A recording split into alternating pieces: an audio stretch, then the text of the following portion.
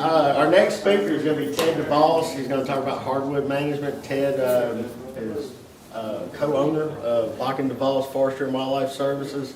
He's not one of the agency folks or nonprofit folks that gets paid to come here. He just comes here to help us out. So with that, I'll turn it over to Ted. Thanks, Patrick. I don't know why anybody gets me to come in and talk about hardwood management. Everybody always thinks I'm a hardwood detractor, pick on hardwoods all the time, which I kind of do to some extent. I'm a big proponent of hardwoods in their place, pines in their place.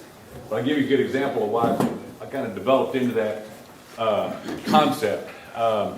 Years and years ago, when I first started doing consulting work around here, I was working with some landowners in Coosa County, and they had about 500 acres, and the two primary owners were a couple of brothers, and the next in line in that family were friends of mine, and we went up and looked at their place. They hadn't done any burning. They wanted more turkeys. It was a classic example of, you know, we got turkeys all winter. We're out here deer hunting, and the turkeys run around all over the place. In the springtime, we don't have any turkeys around. Maybe the first 2 weeks of season, we'll hear a couple of birds gobble, and then by the middle part of the season, they're gone.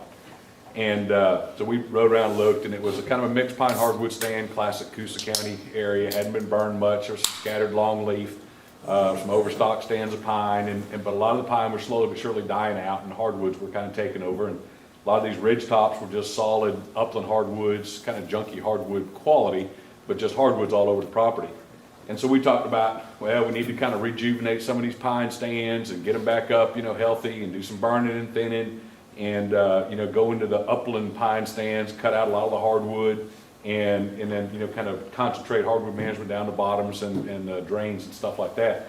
So we got done with the whole thing, and the two older guys in the family were, you know, in their late 60s, early 70s, and they've been through that whole time frame when there weren't any turkeys in Alabama.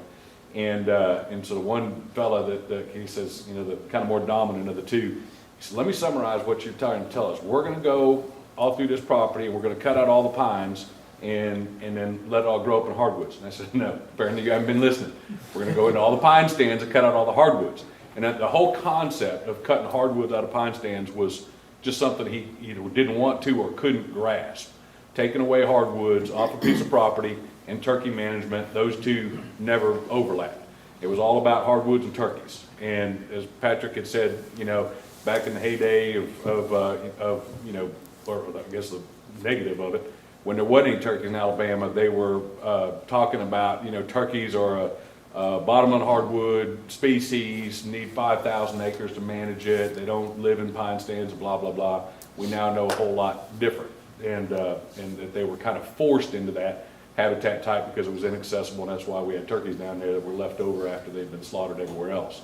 So, you know, now we know there's a lot of, you know, high quality turkey populations in predominantly pine stands, and that particular tract now, 15 years later, is one of my favorite places to go with the sons of those two guys. Both those two guys have passed on since then, but I can go and hunt some with their sons, and it's a phenomenal place. You know, all spring, you'll hear 6, 7 turkeys gobbling in the morning, and you know, it's a great place to go. I don't ever kill any out there, just because they're pretty elusive, but get to hear a lot of turkeys, which is good. But it's been burned. You know, we got all these pine stands kind of rejuvenated. They're healthy. They're growing well. They're kind of open, like Claude had talked about. And so anyway, I'm going to talk about hardwood management and you know, kind of what the program is from my standpoint of trying to maintain and work in hardwoods, some things like burning and stuff like that you can actually do in hardwood stands and clean up and things like that as well. But that focus is kind of more along the lines of where I like seeing hardwoods is down in the bottoms and the wet soil types where hardwoods are supposed to be. And if you're doing what Claude was talked about, you know, a lot of prescribed burning and stuff, eventually that's where hardwoods end up. They're not that tolerant of fire, and they end up getting pushed down in the drains where the fires are either not, you know, burning through, or they're much less intense. And that's kind of where I think hardwoods need to be anyways. So figure out how all this whole thing works. Panacea, what's wrong with this picture? That was my introduction. You know, what's good about hardwoods? They're a great food source. Acre production obviously is something that turkeys can benefit from, and provide a, high quality, high carb food source through the wintertime, anytime acorns are falling. And, they're a great species to have around, especially the older age class hardwoods that are producing acorns or soft mass, cherries, and during the summertime, persimmons, latter part of the summer, that type of thing. Especially in the wintertime, excellent roost and cover. If you're seeing, and I go back to that first example, these guys were seeing turkeys all winter. And in this mixed pine hardwood or predominantly hardwood forest, even though there's a lot of ridge and valley type of habitat in Coosa County, the turkeys were localized on that property. And in the wintertime, I don't know how much this has been covered, but the wintertime flocks are these big old massive flocks of sometimes mixed gobbler hen poult groups, a lot of times hen poult groups that all get together and the gobblers stay in separate flocks. But they're big quantities. I got a picture in here, one I took years back of 75 turkeys in a flock, but they get in these big groups in the wintertime, and they do focus on some of that hardwood habitat. They tend to stay down the bottoms because of a lot of acorn production. There's a lot of food in the wintertime in those hardwood bottoms. Now the rest of the year, they typically are a habitat type that is lacking, good quality food sources and good quality cover. But in the wintertime, turkeys will focus on that because of the acorns.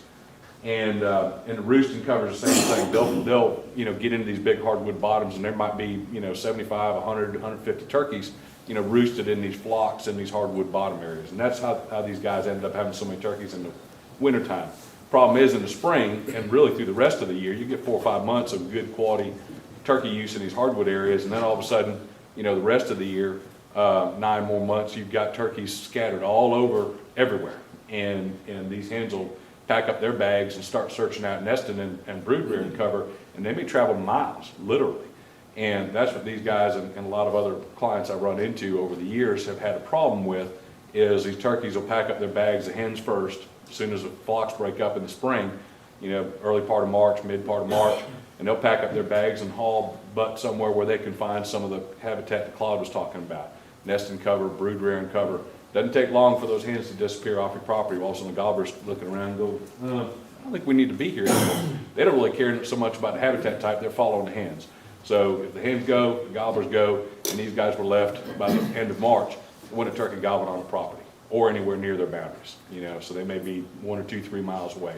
It's not that far for a turkey to travel. They got long legs. I radio tracked them for a long time, and they can pack up and move a couple miles in a heartbeat. We had one gobbler that would move on a regular basis somewhere around 3 miles between roost sites from day to day. So he might be gobbling over here one day, and the next morning he'd be gobbling 3 miles away in another roost tree somewhere else.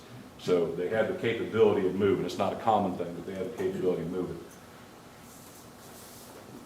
Hardwoods also, they're great for other critters. There's a lot of species that depend on hardwood bottoms. Gray squirrels, of course, even though fox squirrels are kind of an upland pine species, they like hardwood bottom areas as well.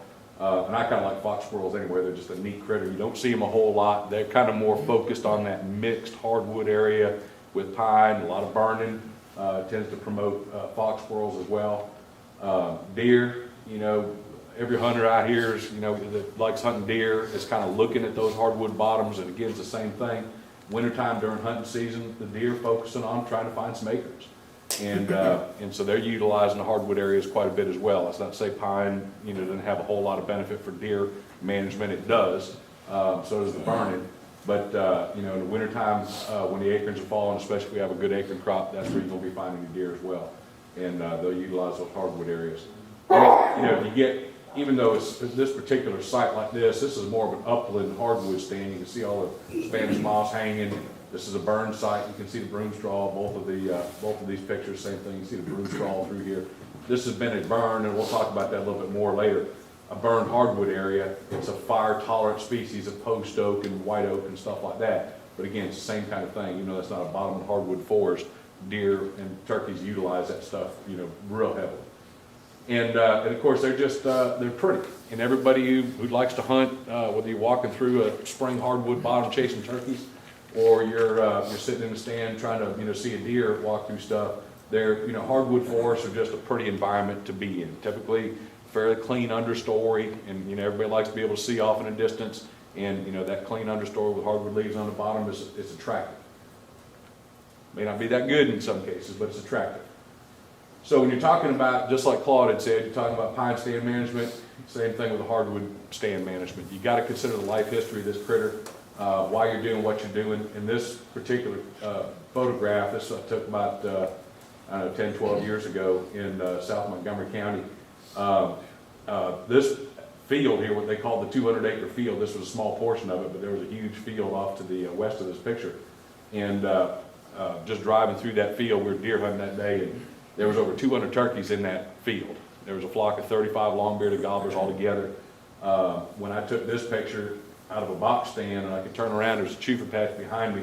There was about 30-something hen and poult, just like this group, in a chuffer patch behind me, and then several other scattered little flocks of 20 and something like that scattered through this field. We counted over 200 turkeys in this field that afternoon. And this was a group of 75, the largest group out of the whole flock. They're just coming out of hardwoods. But again, that kind of goes back to focusing on that life history. The wintertime, these flocks are huge. They're sucking up, they're like vacuum cleaners, you know, they're sucking up all kind of food out there. They're running through these hardwood bottoms trying to eat everything they've got. And but by the time spring comes in this particular area, and I've turkey hunted this quite a bit myself as well, there's a big hardwood bottom here, and then in the backside to the south of this is a big pine ridge. All this flock of massive quantities of 200 turkeys in a 200-acre field are now stand out there in the springtime. You hear 3 or 4 gobblers gobbling in the drain, maybe a bird or two back up in the piney woods. These birds right here would scatter miles around. They're right here, they're looking for winter food. In the springtime, they scatter out and they start finding that brood cover and nesting cover. And that's just the way turkeys run. So that's part of their life history. Big flocks in the winter, scattered small groups in the spring. Claude's gone through this, but it does apply to hardwood management as well. What's selected for turkey nesting? This is a classic example, and I hear people talk about all the time. Well, turkeys nest on the edge of roads and some thicket cover and things like that. But you always got to bear in mind when somebody's telling you what they've seen, doesn't necessarily apply to what's in reality across the landscape that you're looking at. So if I'm a turkey hunter and I'm walking down these little woods roads like this on a regular basis, and especially if my habitat is very thick and I'm walking these woods roads that have that brushy cover with some grasses and blackberries along the edge of the roads, I'm walking through the best turkey habitat, nesting habitat on the property. So I'm flushing those hens that might be on the edge of the road. 50 yards back in the woods, if it's closed canopy and shady and there's no nesting cover, there's no turkeys nesting there anyway. Well, if you make that assumption that turkeys like nesting on the edge of the roads, then that's actually not correct. What is correct is if you open up a pine wood stand or even a hardwood stand and develop this herbaceous understory with an occasional burn-in, so you've got some of that thicket cover, all of a sudden turkeys spread out. And again, that's where Claude was talking about expanding that habitat coverage across the landscape. You can develop more and more nesting cover, and which is the more nests you got, the more brood you got, which means the more turkey you'll end up. This is a classic burned piney woods. It had been burned the spring before, and this was just a little thicket in that piney woods, kind of quail woods. This is another picture just zooming in on it. Turkey nest is sitting right in there. Got a little bit of overhead canopy, a thicket cover, but lots of herbaceous vegetation all around. And that's a picture of the nest. So the take-home message of this series of pictures, most hardwood stands lack that nesting cover. I should have thrown in a picture in right here of a classic hardwood forest that has that open understory, no herbaceous, weedy cover to speak of, no blackberries, no briars, no broom straw, and just a hardwood leaf understory or maybe some woody shrubs, but no good nesting cover. That's not, again, not to say that a turkey hunter might be walking through a hardwood bottom and have a hen jump up on the side of a down log and her nest is laid there in hardwood leaves. It happens. It's not the best nesting cover, and it's a great place for a fox or coyote or skunk or coon to find that nest down there in that hardwood leaves. This is a place that is a great place for a turkey to put a nest and never be discovered, so that that nest hatches off and develops into a brood of poults. And actually flushed this hen off the nest, so this little leaf cover on here was just from her leaving, not necessarily her putting cover on there. So this is and again, I should have kind of juxtapose this with another picture of a standard hardwood forest that most people are familiar with. Has got that hardwood leaf understory. This is a thinned hardwood stand, and yeah, you're gonna see some pines. I got a couple pictures of this. You'll see some scattered pine, a couple pictures that got several pines in there, big pine. But this is a classic Alabama river bottom hardwood forest right here. And that we had gone through and did some thinning on it, opened it up just, and this is almost specifically for turkeys. Cleaned up this understory, did a little herbaceous woody control, and developed some understory cover in here. What you leave when you go in that harbor, what you leave?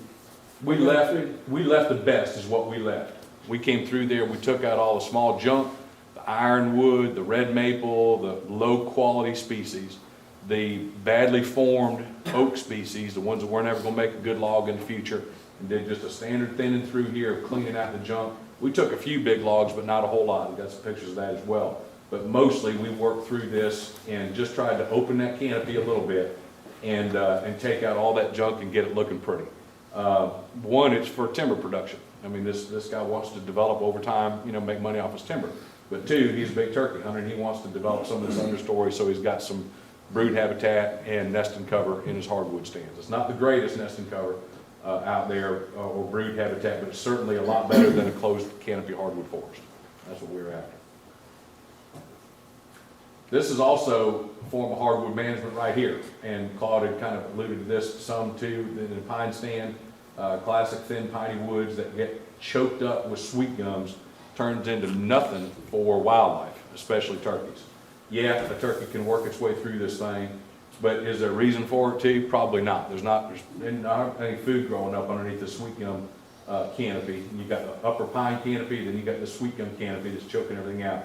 There's a few weeds in here, some dog fennel and things like that, but nothing high quality. And as time goes by without some herbicides and burning, these sweet gums end up just taking over that mid-story and shading out everything on the ground. You end up in the same situation as a closed canopy hardwood forest. No sunlight getting to the ground, therefore no food production on the ground. So this is a form of hardwood management as well. This is one of our Mexicans that we're spraying on this crew, and this is the imazapyr he's spraying right here. And it does a phenomenal job of cleaning up those pine stands and getting that sweet gum understory out and allowing the open canopy that you created out here to develop into a good quality understory, because the sweet gums will inhibit that if you let it. This is a good example of that Coosa County example I was talking about. And I see this over and over again, that especially in some of the folks who kind of been through that time frame when we didn't have turkeys, and the biologists and the game fish and things like that were promoting this idea that turkeys need 5,000 acres of bottomland hardwood forest to exist. It's hard to change some of that concept over time. And so I see in a lot of cases landowners that have a mixed pine hardwood stand that they quit burning, that is allowed slowly over time to develop into a hardwood stand, and the pines die out. So you can see a couple scattered pine trees left in this little piece of woods right here. Most of the pine trees are laying on the ground out here, and they're just carcasses dead on the ground. This particular landowner, in Elmore County, was just letting those pine trees die. And he said, man, it's good turkey habitat. And he did have a lot of turkeys. But we also had a lot of pastures out here. We had some thin pine stands and things like that. We kind of slowly but surely worked over most of his place and kind of on his uplands, you know, taking spots like this, clear cut and put back some pine on them. But this is a classic example of somebody who just leaves out the burning, lets the pine die in the name of good turkey habitat, because hardwoods and turkeys go along well. What you end up with is, of course, no pines. You end up with, you know, there's a few good quality species. I guess my computer didn't cross that T right there. Instead of wild oak, those are actually white oaks. Dogwoods and stuff like that. You'll get some of the good quality stuff, but mostly when you do that type of management, which is a lack of management, you end up with gum, maple, ironwood, and also not only the species quality is poor, but the form is poor as well, because they're coming in stages. And you know, this tree over here is 10 years old, this tree over here is 18 years old. They develop over time in those little holes that the pine trees leave when the pine trees die. And so a couple trees take off, and then over there a couple more trees take off 10 years down the road, and it just results in a pretty rough stand that doesn't make the landowner any money and doesn't develop good habitat either. So you can kind of come into these and fix them up pretty easy. This is a good example of that hardwood canopy I'm talking about. This is a young stand right here. This is a stringer drain in a quail plantation, but still qualifies, you know, as a hardwood stand. And this is the type of stuff that in these bottomland areas, that's a drain where water comes through in the wintertime. The fires don't get down in it very much, and this is a regularly burned place. But the fires don't get down there very much because it's a wet soil area. Hardwood leaves don't burn as good. Even when it does burn through there, it doesn't burn hot, so it's not killing all these little hardwoods. And you end up with a nice little stand of, you know, mixed oaks and you know, various other species, but you end up with a lot of oak. And this is the type of stuff that turkeys will utilize heavily. Winter, spring, summer, doesn't really matter. They're small, narrow drainages in an open piney wood, so they can utilize everything out there. And in situations like that, where you've got burned piney woods, you know, next to a young pine plantation, next to a hardwood stringer drain, which is adjacent to a big hardwood bottom, your turkeys don't have to take off 5 miles to go find nested in brood cover in the spring. They'll sit right there on your place. And again, that Coosa County property is a good example. It's 500 acres. They don't lose their turkeys in the spring anymore, so you're not getting those migrations off the property so far away that you can't even hear the turkeys gobbling off in a distance. They took off to the neighbors' properties. You know, places like this, you end up with your turkey staying right there, having, you know, standard home ranges of a couple hundred acres. So let's focus on each of these different types and what you're looking at and talking about, upland versus bottomland hardwood species. And again, this is a good picture of that burned upland hardwood stand. If you're dealing with upland hardwoods, I love seeing fire go through it. Typically, your upland hardwoods are fire tolerant species, not all of them. Burn it a couple times, you'll find out which ones are, which ones aren't. Because after about 3 or 4 burns, the ones that aren't very fire tolerant, they fall over and they'll be laying on the ground. Which is a good place for them, we don't need them there. Typically, your upland oak species or your upland hardwood species are not the greatest timber producing species. It's just, you know, these bottomland hardwoods are typically the best for, you know, veneer logs and things like that. You're gonna make some money off a good bottomland hardwood species. You get into some of these upland species, even if you don't burn, they're typically not the highest quality species. That's, you know, it's a general rule. So you've got white oaks, again, good hardwood log. But on an upland site, these white oaks, you know, they have more tendency to be punky, not growing into big log quality, a little bit more limby, things like that. But, you know, white oak's a good high quality log. Post oak, this is a lot of post oak in here. Tends to be a little rougher, limbier, doesn't clean up as good. Still, you can make a little money off post oak, but it's not the greatest species. But these two, from a fire tolerant standpoint, are great species to be burning around. White oak and post oak both have pretty thick bark and tolerate fires to some extent. Burn them hot, you're going to scar up every hardwood out there, I don't care what it is. But burned correctly, these are real fire tolerant hardwoods. And just bear in mind, no matter your pine, hardwood, none of these trees love fire. I mean, it's just even longleaf, which is, you know, you can't get something that's more dependent on fire than longleaf pine. But they don't love fire either. They tolerate it, and longleaf probably tolerates it best. And as you run down the scale through the pines, all the pines tolerate fire. And, you know, as you get down into the hardwoods, the thinner barked hardwoods tolerate it less and less. So, you know, we talk about fire tolerant species. None of them, you know, if they could write a book, would ever jump up and down and say, yeah, please burn me on a regular basis. You know, they tolerate it better as they get into more fire tolerant species. Southern red oak's another good one, pretty fire tolerant, also grows a pretty good log. Water oak, this is one of those upland species, and it doesn't tolerate fire. You think about water oak and you put your hand on that bark on a water oak tree, it's pretty slick, it's smooth. And especially when you get down near the base where the fire is going to be, it's the place to look at it. If you got a slick, smooth, thin bark, that's the one that's going to get either butt scarred or killed by a fire. And the more corky that bark and thick, like longleaf, you know, or southern red oak, they got that, you know, 1/4 inch, 1/2 inch, 1 inch thick, corky bark at the base. Those are the ones that are going to tolerate the heat at the base of that tree pretty well and not butt scar much. Hickory is another one. You can't hardly kill hickory out of a stand with fire, unfortunately. Sweet gum's the same thing. It's pretty fire tolerant, especially when it gets into bigger size classes. However, none of them, if they're on the uplands, burn them in June or July, none of them are going to tolerate fire very well, which is what I love about summer burning. You can kill some pretty big sweet gums in a pine stand with a June or July burn.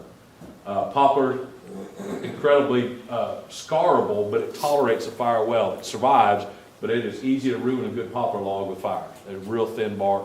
They tend to live through it, but they butt scar a lot. Anyway, that's your standard, oak types and some of the other ones that you'll find on the upland sites. Some of them very fire tolerant, some of them not. As you get down, Why would you say that dogwood would fit on that list? and dogwood's an incredibly fire tolerant tree. And if you think back or read some of the books like William Bartram from the 1700s that came through Alabama and described what Alabama looked like in the 1700s, it was a fire. It was a very burned environment. There were longleaf all over the place. It was a big open longleaf. It was almost a homogeneous pine stand across most Alabama except the bottomlands, and it was almost all longleaf in central Alabama south for sure. They would run into huge groves of dogwoods. They travel for miles under a canopy of dogwoods because of that tolerance of burning. But if you think about when you burn a pine stand, especially longleaf stands where it gets pretty hot fires, burn them on a regular basis, there's a couple of hardwoods that will still be standing out there. Post oak, white oak is an occasional one, dogwoods all over the place, and that's kind of cool to me. There's nothing to me prettier than standing out there in the spring listening to turkey gobble, watching blooming dogwoods on a black-burned piney woods. I mean, that's kind of the epitome to me of being out in the woods and enjoying it. But yeah, dogwood's very tolerant. It should have been on that last list. The upland, you'll see the bottomlands too, but it's more of a mid-slope type species. Bottomland hardwoods, these are ones that are typically not going to be as fire tolerant, and there's a reason. They grow around water, and in this case, that stand, we had burned that stand right there a month or so before. But still, when you get down near the water, the fires don't burn as hot. They creep on the ground quite a bit. But swamp chestnut oak, and that can be a pretty fire tolerant tree. It's got pretty corky bark, one of the white oak species, and great acorn producer. Willow oak, it's kind of in between. You can scar up a willow oak pretty easy. It's got some thin bark, but we can burn around those. Cherry bark is like a southern red. It lives a little bit more down the bottoms. It's reasonably fire tolerant. You can burn around it, but again, you don't want to get them too hot on any of these. Not all overcut. Those are going to be sitting right on the edge of the water in most cases. Red and black gum, same thing. So while we do let fires go down in these bottoms and sometimes go into the bottoms to burn them out to keep them kind of clean underneath, these are the areas where the species that are going to be damaged by hot fires if you're not careful. You need those are the ones going to have to be cool winter burns, February, March, January, February, temperatures starting off in the morning that'll be about around freezing, never really get above 50 degrees, and very careful how fast that fire moves through there, and so that you're not just torching everything and butt scarring a bunch of high value timber. And then obviously wet hardwoods, fire tolerance is pretty much irrelevant in there unless it's drought conditions. Cypress, tupelo, overcut, and nuttall, ones you're going to see with their feet in the water on a regular basis. But these are also from a turkey standpoint, pretty important trees. The farther south you go, you get into South Alabama, Florida, and things like that. These are very common roost sites. I don't run into it that much, even in places I hunt or work on, where turkeys are utilizing these cypress and tupelo areas for roosting that much, where they're right over the top of the water. But as you get down to Florida, and I work down there quite a bit, I mean, they were always roosting over top of water on a regular basis. Even if it's a little narrow stringer drain with some cypress in there, they'd be roosting in cypress trees. Now that changes too with the changes in the environment. Springtime, as you get out of the winter time and go into the spring, typically the roosting sites change from more hardwood areas, stringer drains and big bottom hardwoods, to a more upland roosting sites. And I hunt piney woods on a regular basis, and turkeys are going to be roosting in some great big old pine tree in the middle of a ridge out in an open pine stand. And when they fly down, especially if they can fly down on a fresh black burn, that's where they're going to be roosting in a big pine tree and flying down right in the middle of piney woods where they can see 200 yards on black. One of the highest density places that I hunted here in Alabama was a quail plantation to about 15,000 acres, and you'd hear a dozen turkeys gobble in the morning. You drive around the property and never see one. And it was all because that environment is black burn. They cleaned it off every spring. They'd burn it. There was turkeys all over it. They were all roosting in the big pine trees. And if you might see one flying out of a tree 300-400 yards away that goes down in the black, But the problem was, they'd see you, if you're moving around through the Blackburn Piney Woods, you'd never see them. You know, you'd hear them gobbling all over the place, but just never see them because they could pick you out way before you could pick them out. So anyway, that just changes from wintertime to springtime. Roosting in these hardwood areas in the winter tend to have their feet on a pine limb in the springtime. So what management options are available for hardwood stands? This is another good example of kind of that mixed pine hardwood, you know, more hardwood. This is a bottomland area, but it's got some pine trees scattered through it. But this just kind of junky.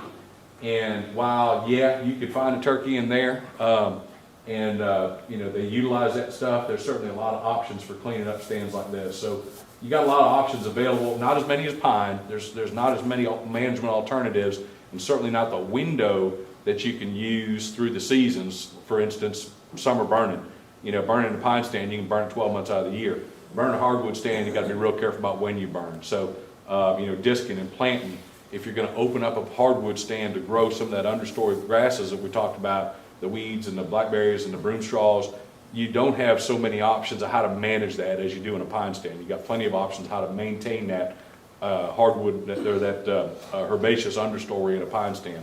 Not so many options in a hardwood stand, which you end up with lack of management. You end up getting that thick undergrowth that just chokes everything else out on the ground, and you just end up with nothing. Thinning, certainly feasible.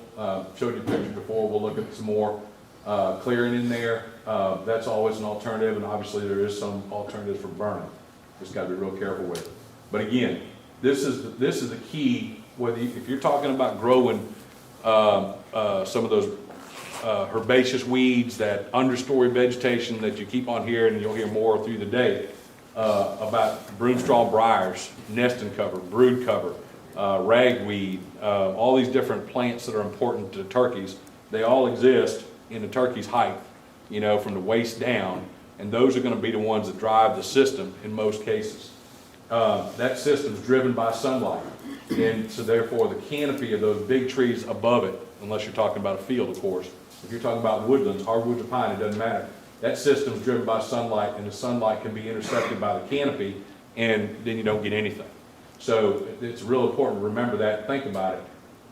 It's like a garden. You know, if you're growing a garden underneath you know, some shade trees, you're not going to get much out of it. If you're growing a garden out in an open field, you're going to get something out of your garden. It's all sunlight.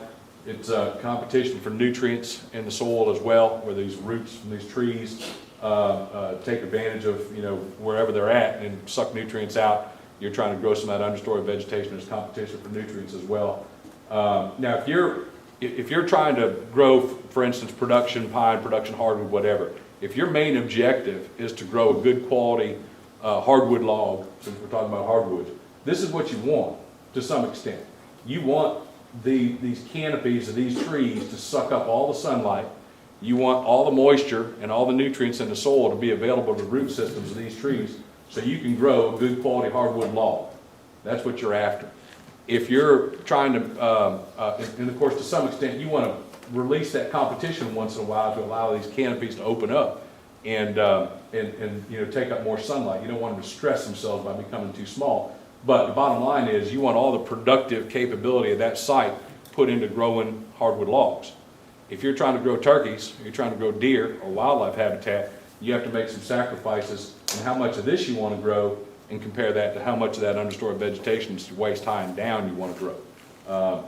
It all makes a big difference on how much canopy you have above it. So we're talking about, you know, large canopy is good for wildlife. You know, that oak tree right there has got a huge canopy. We thinned around it, cut all the junk around the outside the edge of that thing to allow that canopy, you know, to continue to utilize that site. That acorn tree right there is going to produce a lot of acorns because it has a whole lot of branches, has a whole lot of leaves. It's going to be growing good, and but it's, you know, from a timber production standpoint, that tree has, you know, tendency to limb up more. But you know, from a wildlife standpoint, that's a good tree.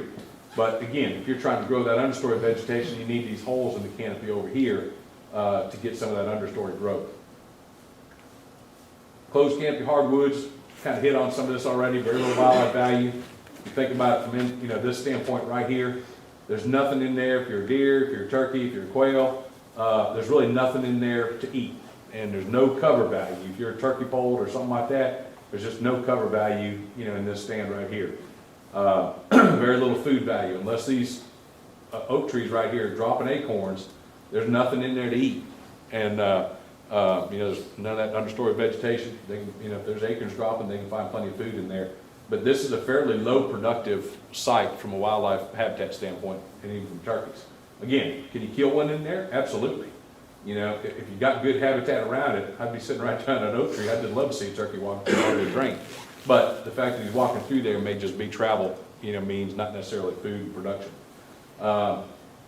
Some of these stands with sawlog oaks, you know, can be thinned to remove these pulpwood trees, release these crop trees. That's always a good alternative, where you find a nice quality oak tree like this, future good value. As long as you don't open them up too much and develop, you know, more branches on that tree, called epicormic branching. When sunlight hits these oak tree boles, sometimes they'll sprout branches, which is not good for the log production. But if you just do some, you know, reasonable thinning, taking out a lot of this pulpwood junk in here, you know, you can increase the wildlife value while still developing those crop trees, and that's always a good alternative in hardwood stands. You just got to be careful how much you thin. This is another example of a similar stand, but it has a much more well-developed mid-story, what they call a mid-story. So you got these bigger trees in here, and then you have, you know, this mid-story that's taken up 15, 20 feet off the ground. Developing the same situation though. This overstory canopy is fairly open. The mid-story is developed and ended up doing the same thing, shading out the ground cover, and there's nothing underneath on the ground. And just, you always got to bear in mind, if you're talking about deer, turkey, quail, whatever critter you're talking about, unless it's a bird that spends most of its time in the canopy, everything out there is all about what's from the waist down. That's where these critters live. Deer live down there, turkeys live down there, quail live down there. They all have to make a living in something that's below your belt. And that's just something to always keep in mind about it.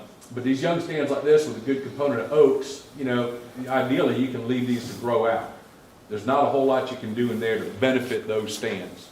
You might do some injection. You can come in here and find things like sweet gum or ironwood, red maple, junk trees, or poor form trees. There may be some herbicide alternatives to inject some of these trees and maybe remove some of this mid-story. But in general, these younger stands that haven't reached log size yet, and most of it's not quite to the pulpwood stage, you know, those are just basically left to grow out for a few years until you can get in there and do some work on them. This is a good example of just what I call a junk stand. And we, you know, again, it goes back to some of those stands where people decided they're not going to burn in them anymore. The pines, they let them die out. This is what ends up developing. As a matter of fact, this picture was taken on the same property. Even though most of the pine trees have rotted and disappeared, what you end up with is these leaning trees and the poor form quality trees, the poor species, things like laurel oak and junk like that, limby, ugly trees. Now they may have some wildlife value, but in general, why are you growing those things when you could be growing something that ultimately is going to end up with some money in the future? And junk stands like this, you know, especially if they're either on mid slopes or on the uplands, they're best candidates for just, you know, whacking, clear cutting it and putting it back into either pines or hardwoods. In most cases, if it's uplands, hardwood, or if it's uplands, pines. But you know, this is just kind of what you end up with. There may be a few good quality trees out here, but mostly you're talking about cutting a bunch of pulpwood junk off of it, sending it to the mill, and turning it into something that you want in the future. So timber management in general, this is kind of objective what you're after right here. This thing was a heck of a hardwood log, if I remember right, 44 inches at the butt. Beautiful tree, and these guys are just whacking it up into logs to throw it on a truck and get it out of there. This was a pretty big hardwood job that we did. There was a little bit of clear cutting involved. It was more oriented towards, you know, wildlife with a timber secondary. Wildlife was primary. And to be honest with you, if it was timber primary, because of the numerous big logs we had out there, we'd have clear cut the whole thing and started it all over. But this guy, again, he wants turkey hunt in here. And we picked out, and this was a little section of clear cut, but we picked out, you know, some of these big logs that were really monstrous, that took up a large canopy. You know, we picked out a few of those in the thinning area. I'll show you some pictures of thinning. But mostly we just took out pulpwood in the thinning areas. But, you know, this is the kind of thing you're trying to develop over the long haul. That tree was 60-something years old right there. And, you know, try and develop as many of those as possible. That's big, you know, big money, even now with timber prices down. This was one of the better loads, but, you know, some of the best loads, there was actually 4 or 5 trees or 4 or 5 logs less than this on it that filled up that whole truck to 30 tons. And there was some, you know, some really fine timber on it, and still is. The place has got, you know, there's an abundance of really nice timber. This was a section of that clear cut area. Actually, this was a different spot. You know, this was one that we actually clear cut, put longleaf back on. Upland site, it was predominantly hardwood, and you know, again, one of those junk stands. We cut most of the pulpwood off of it, but you know, clear cut is, whether you're talking about hardwood or pine, is the most viable regeneration technique. And if you're talking about hardwoods, and this again is not a bottomland area, this was more of an upland, but if you're talking about clear cutting in hardwood areas, you know, replant or resprout seedling in place is your best 2 methods to really regenerate a hardwood stand. And the simplest one, obviously, is you go back in, you clear cut it, spray the vegetation that comes back, and replant it with the seedlings that you want, and the species composition that you want. But certainly there's alternatives to, if you've got a good base that started off in here that had, you know, good oak component and some dogwood, some things you like, without a whole abundance of junky stuff, you can allow that to resprout on its own, maybe sprig in some additional seedlings, and allow the site to kind of regenerate that way. But the question is always, do you have enough natural regen out there of the species and a quantity that you want to reforest that site? And it can be kind of tough to get it right.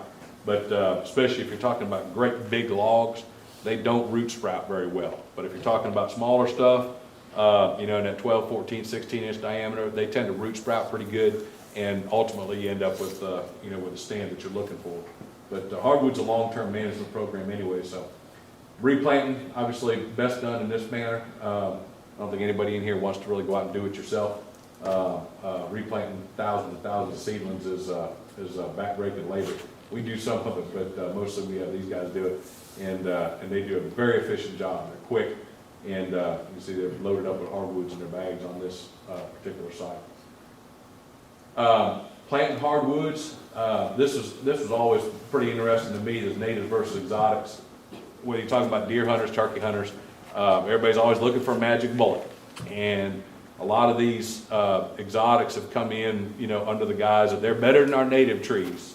Sawtooth oak's a good example, but autumn olive, even privet at one point in time was pushed as a wildlife plant. You got autumn olive, you've got just an abundance of other pears and apples and all different kinds of stuff. They're trying to develop new oak trees, you know, and genetically altering, you know, some of our oaks or splicing them. And I always made the argument, didn't ever have the picture to prove it, but that our native oaks and most of our native species can fill all the gaps that we have in as long as we manage them right.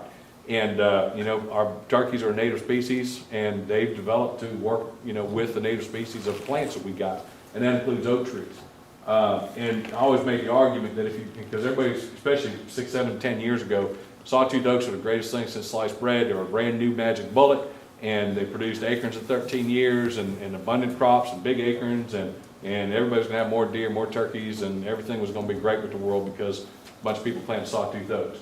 This is a good example of sawtooth planted about 13 years before this picture was taken, side by side with one of our native white oaks, planted at the same time, fertilized the same way, babysat the same way, weed control the same way, and they did everything the same between these two trees.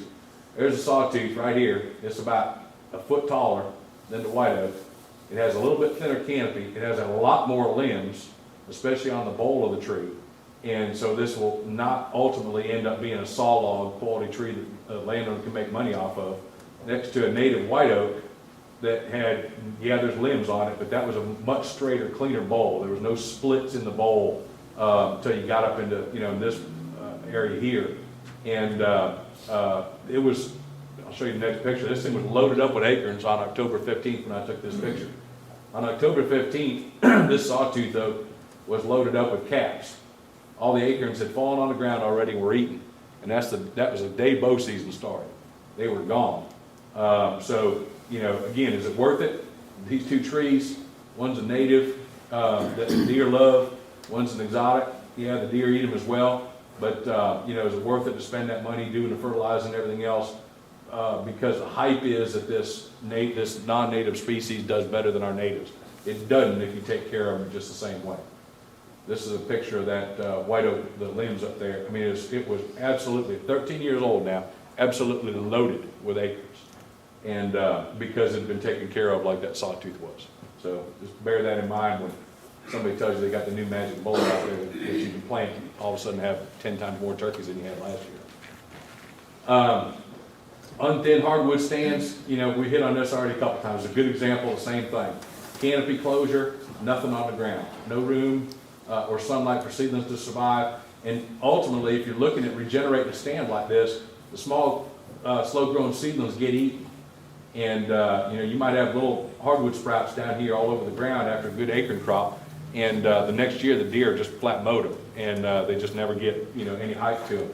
If you're looking at regenerating a stand like this, ultimately, natural regeneration, ultimately the first thing you got to do is take out a lot of this junk in here that takes up the sunlight to allow oak species to regenerate on their own in a stand like that. Time I got till. You can talk, you got plenty. And again, this is a yeah, there's pine trees in here, but this is a thin hardwood stand that was probably 70, maybe 80 to 90% hardwood in here. Same site we're talking about taking those big logs out. We went through and we'd find a spot like that. We'd pluck one of those big trees out, but mostly left the big high quality saw logs. But part of this too was after cleanup to try and make sure that ultimately we had some advanced oak regeneration in there. We didn't want that thing choked up with ironwood and red maple and stuff like that regenerating in this stand, because that's ultimately all we were getting. That if you get enough sunlight on the ground and get some of those oak sprouts at least up to sapling stage, that possibly in the future, and we think again, we've got some advanced regeneration that can kind of take into that canopy. But that's, you know, mostly pulpwood coming out of a stand like that, and it's phenomenally beautiful. Turkeys are loving it. The landowner's only problem is he says he loves being able to hunt in there, but it's hard to hunt around stuff like that, not have the turkeys see it 500 yards through the woods. So it's a matter of just being still and quiet, not being able to move much. Summertime picture, the same stand. Now again, the seedlings, we went through, we sprayed out all the junk, the sweet gum, the ironwood, the maple, stuff like that with some chemicals. We went out there and selectively got these sprouts out. Anything that was oak species, we left those seedlings, and of course over time, it'll be burned on an occasional basis. Those oak seedlings typically they re-sprout very well post-burn, so you're not end up killing them all, and eventually they will grow up and tolerate a fire and get into the canopy. But you know, again, you're talking about a thin stand like this. Now all of a sudden you do have some brood habitat. You do have some potential nesting cover, although this is not the greatest nesting cover. It's certainly better than a closed canopy hardwood forest with hardwood leaves on the ground. So you got some brood and nesting cover on this. Certainly more food. There's grass seeds. There's you know, berries of various things growing in there, blackberries, and lots of little seeds that are very similar to brown top millet. Some of the panicum grasses that are native. All that stuff is growing in here in that same format that Claude's talking about, where these poults can get in there, walk around in the understory. The hens can walk through that stuff, at least get through it, but still be able to get their head above that grassy canopy and see off in the distance and make sure they're not being snuck up by a bobcat or coyote or something like that. So obviously a lot more food and of course good brood habitat. Insect production, it's not going to be what a field is. There's a green field over here. In that green field in the summertime growing ragweed or something like that in it, that's going to have a lot more bugs for broods than this woods in here would. But at least this is, again, now producing something that grows some insects. And again, those insects on broods in the first couple of weeks are highly important, whether the broods make it till springtime. And this is the latter part of the season. It was about the time frame we went in and sprayed the sprouts that we didn't want, the sweet gum, the ironwood, things like that. Same stand. Again, there's a pine tree or two in here. Most of it's hardwood. And you can see the development of that understory cover. This was about 2 years after we had thinned it and working on spraying out that hardwood junk. This is another alternative and if you're talking about stuff that you can't get a logger on, the saplings are too small, hardwood pulp market is terrible, which is not that great right now. Clearing through with one of these woodland mulchers is an alternative. This head is got I think 60-something teeth on it that are kind of knuckle teeth. They're just about the size of your fist, and they beat the stew out of stuff is basically what they do. High RPM, and run through and just eat this junk up like this right here and turn it into mulch. They're very efficient. They can get through a lot of acres in a short period of time.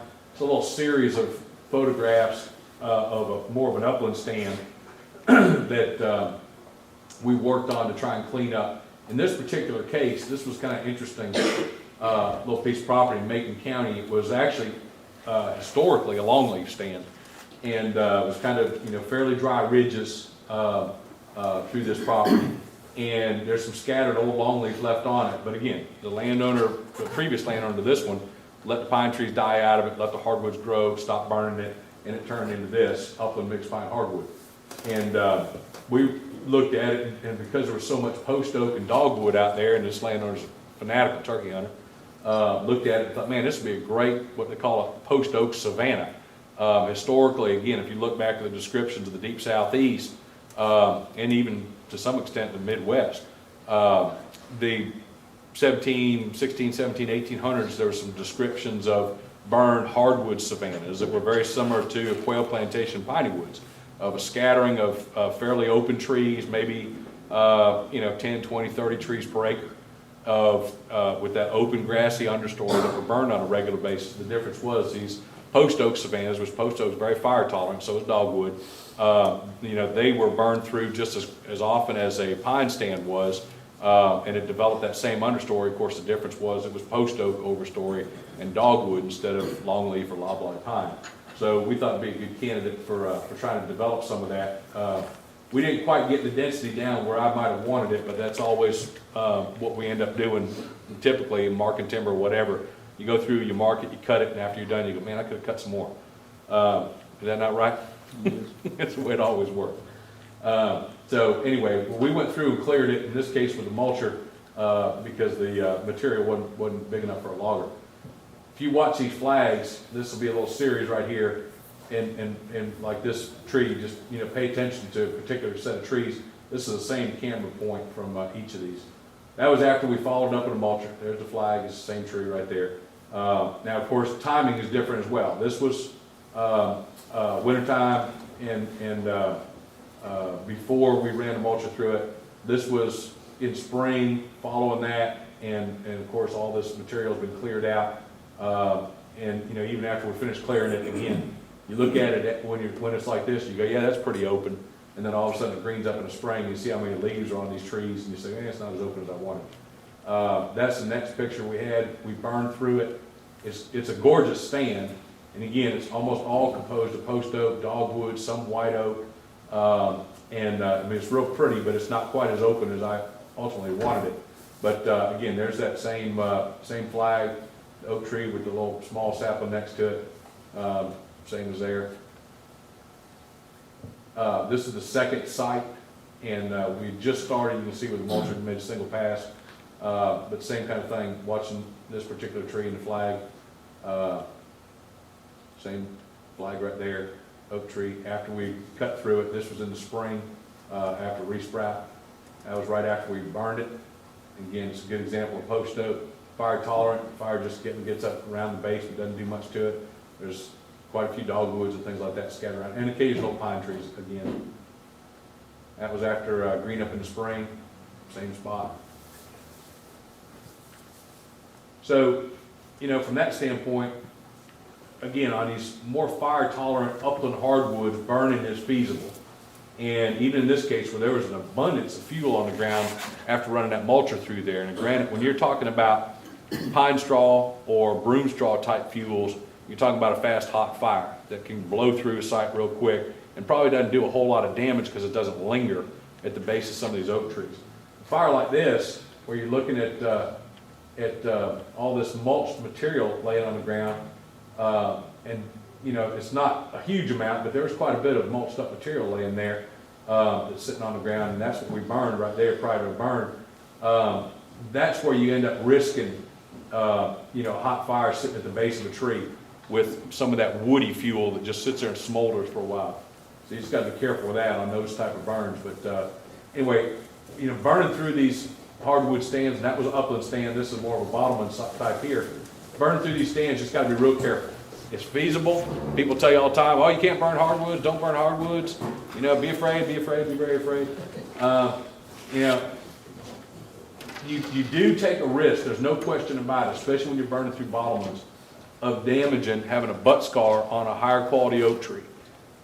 You can minimize that risk by burning the right conditions and being real careful and making sure your fires are slow. It's not that hard, but experience counts for a lot in doing that. We burn, hardwood stands like this on a regular basis. This is the kind of fire you're looking at. My bird dog goes with me on just about all my burns. That way if he ever finds a covey quail, he can look around and see if I'm close by, and if I'm not anywhere nearby, he can go chase him. And rather than having to point him. But he'll bounce around a fire like this without even thinking about it. That's the type of cool fire you're talking about, is a fire that a little short, 35-pound dog can just bounce around back and forth across the fire without ever worrying about burning his paws. And that's, if you want to clean up this kind of junk, that's what you're talking about. A little fire like that gets near the base of this tree and it's basically going to go out. And so it's careful, slow, in the wintertime, cool conditions, and it doesn't have to be done on a regular basis like maintenance burns on a pine stand. You can burn these stands every few years and end up keeping them nice and clean. This is another, post burn, good example of the same type of thing. This is a burn stand in the Alabama River, and you can go down there. This fire here was 6-7 years ago, but it's been burned one other time since then. And you can walk through that stand, you can't find a butt scar anywhere. Again, because it was a very careful fire, but it helps. And in this case, there was some logging debris through here, and a lot of little sapling junk, and just an occasional burn to try and keep that clean. What little bit of vegetation growing on the ground, we want to keep it kind of stimulated to keep growing. But it's something that can be done. Just make sure it's not too hot. It helps clean up that debris. Is that a butt scar? To flip back to that. That tree there to the left right there. Yeah, what is that right in there? That little burn spot. What is that? That what you call a butt scar? Well, I don't think that is. What you end up with a butt scar. I should have thrown in a good example of that. We had a stand that we burned, I don't know, years ago, and we had a jump. Matter of fact, in your neck of the woods, and it jumped like 4 or 5 days after we burned it too, which is what really gets you mad. Forestry Commission called and said, "You got a burn permit for where you're burning?" I said, "We're not burning today." He said, "Well, yeah, you are." and I talked to my partner, and I'm like, "Hey, it was 5 days ago last time we were out there." And it had crawled down a fire line. Anyway, long story short, got on a neighbor's property and burned around through there. And, that was a good question because that was their question. Well, what's the butt scar? We had stuff that you could tell the fire, and it was a very cool fire that actually burned through there. We ended up paying a bunch of money for a very cool fire. We should have charged them for it because it was a good burn. But the fire kind of went up the side of the tree and blackened some of the bark on the downwind side, where the wind's coming from that direction, hits the tree, and the fire kind of rolls up against the back side, and it blackened that bark. But they called that a butt scar. It wasn't a scar, it was a little black bark. And ultimately, yes, there was probably a few scars out there, but you're talking about 3-4 years down the road before you really know what's a butt scar and what's not. If that fire comes around there and the wind, pulls it up the back side of the tree, and it's hot, it's pretty obvious when you're going to damage something, and sometimes that happens. Where just the conditions are right, there's a pile of fuel on the backside, and it scars it, and you can tell it burned that bark. If it's going to burn the bark of an oak tree, it's probably going to butt scar it. But it'll be a couple, 3 years down the road before that bark starts peeling off and it starts to develop rot in the base of the tree. And that's what you're talking about, butt scar. Now, if it's long term, there's some financial damage because it ruins the lower base of that tree. But in the short term, it's probably not a whole lot of damage because ultimately, when you're talking about cutting hardwood logs, you're cutting that butt out anyway because it's fluted, and if there's any damage or rot in the base of the tree, that's where it's all going to occur anyway. So typically loggers, they may cut it down the bottom, but they're going to trim that butt off of it And, you know, if the fire scars 5, 6 years down the road, yeah, that rot might travel up into the stem of the tree. But, you know, it's all about how long that takes. But a butt scar typically is, you know, fire damage that starts to rot and get into the bowl of the tree and ruins the quality of that log.